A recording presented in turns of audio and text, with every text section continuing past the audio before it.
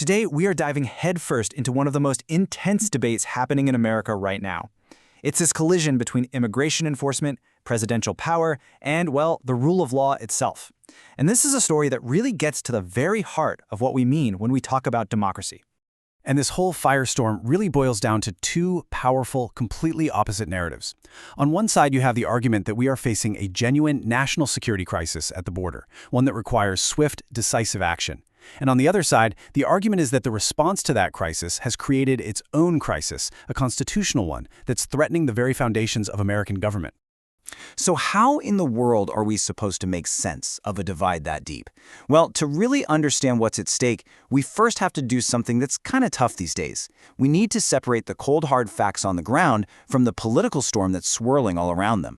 And it's so important to get this. This isn't just some simple policy squabble. No, this is a fundamental clash between two core American ideas: the government's duty to keep its borders secure and its absolute obligation to protect the democratic principles and individual rights that are guaranteed in the Constitution. Okay, so let's get into it. To get past all the rhetoric, we have to look at the documented events, the actual policies that are fueling this entire debate. What do we actually, truly know for sure? First up, you know what they say, follow the money. And we know for a fact that Congress has allocated tens of billions, that's billions with a B, of new discretionary funding to the Department of Homeland Security, all specifically for immigration enforcement. I mean, that is just a massive injection of resources into one specific part of the government. So where is all that cash going? A lot of it is funding the super-fast construction of new detention centers. But this spending spree has definitely raised some eyebrows. We've got multiple government watchdog agencies, the nonpartisan ones like the GAO and various inspectors general. They've opened up inquiries. They've flagged contracts, citing reports that the government was paying, get this, 2 to 4 times the fair market value for some of these properties. And as this detention system gets bigger and bigger, so do the concerns about the conditions inside. Respected groups like the ACLU and Human Rights Watch have documented a whole range of really serious issues: deaths in custody, not enough medical care, severe overcrowding. These aren't just partisan potshots. These reports are based on actually visiting these places, on testimony from medical experts, and on accounts from whistleblowers. And this right here, brings us to the pivotal question. This is what shifts the whole thing from a policy debate to a massive legal one. It's not just about what is happening, but whether what's happening is even lawful. Are these actions constitutional? Now, to answer that, we have to understand a crucial legal concept: due process. It's a guarantee baked right into the 5th and 14th Amendments. But here's the most critical part, the part you can't forget. The Supreme Court has said time and time again that this applies to every single person on U.S. soil, not just citizens. The government cannot just take away someone's liberty without following the law, period. And this is exactly where legal experts started sounding the alarms. They're pointing to several specific tactics. Things like expedited removal, which is a fancy way of saying people are being deported without ever seeing an immigration judge. There are documented cases of legal residents and even some U.S. citizens being detained.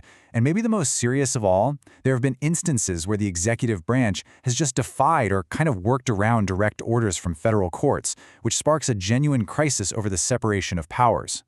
So now that we've laid out the facts and the legal background, let's explore the two big opposing arguments. We're going to look at each one in its strongest form.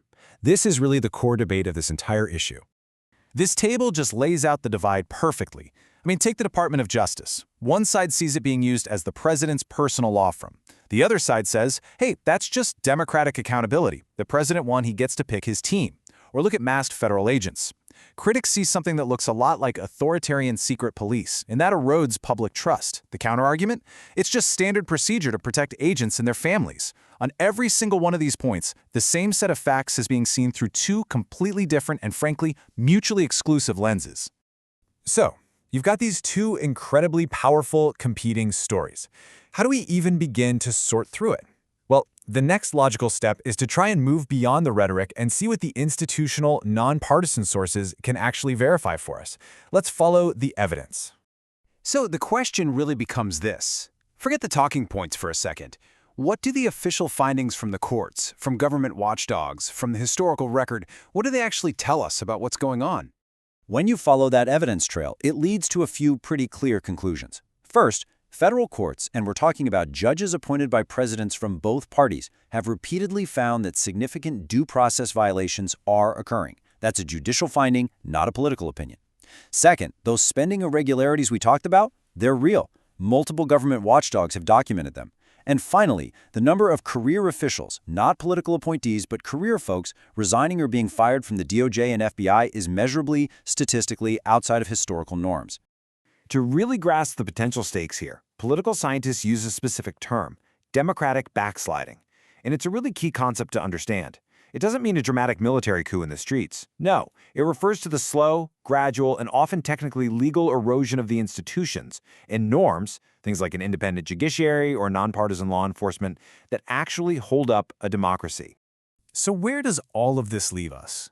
Let's move to our final section and see if we can find a kind of framework, a tool, to help us make sense of these events and evaluate them for ourselves as we move forward. There's this incredibly influential book, How Democracies Die, that offers a really useful framework here. The authors, two Harvard political scientists, they studied democratic collapses all over the world, and they identified 4 key warning signs that we should all be watching for. And here they are, the 4 signs. You can think of it almost like a checklist. Number 1, rejecting the basic democratic rules of the game. Things like accepting election results or respecting court orders. 2, denying the legitimacy of your political opponents, treating them not as rivals you disagree with, but as enemies of the state. 3, tolerating or even encouraging violence. And 4, a readiness to clamp down on the civil liberties of opponents and critics. It's a really powerful, nonpartisan way to check the health of any democracy. So, this explainer isn't going to end with a neat little answer. It's going to end with a question. For you, using this framework and looking at the evidence we've discussed, the most crucial question to consider is this. Which of our democratic safeguards, a free press, independent courts, citizen engagement, congressional oversight, which ones are holding firm under all this pressure, and which ones are showing real signs of strain? That right there is the democracy test that we all face.